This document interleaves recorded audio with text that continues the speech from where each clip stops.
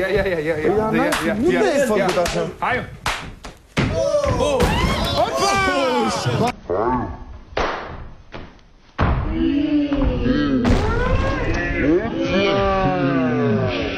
Hai!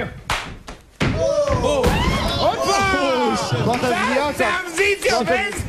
Și s-a lovit și piciorul meu, deci e ca și cum s-a fi lovit într-un lemn. Te lovi, mă? Nu mă, eu ce ai? Sigur te lovi. Așa vrei tu, nu? Păi, inteligent. Bă, ce cap am dat dacă... Nu, era piciorul meu. Lemnul de care ai dat era numai piciorul meu, dar nicio problemă. Vezi? Ți-am zis cum e cu blestemul de negru. Păi mă blestemat de Elena, că mă ține ăștia la antrenament de pomană, uite, nici asta n-a ieșit. Așa, dă vina, așa, dă vina. Nu mai râdeți, mă! Fără de noroc. Roșoroci ăștia, mă. Ce să fac acum să mă scot? Că uite, zici că sunt măgarul la vin. Mai dă o dată. Hai să mai iasă o dată. Hai. Hai că poți!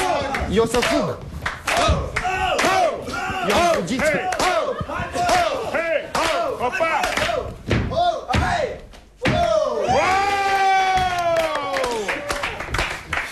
Eu știam că poți, dar na. E mă, dar cum?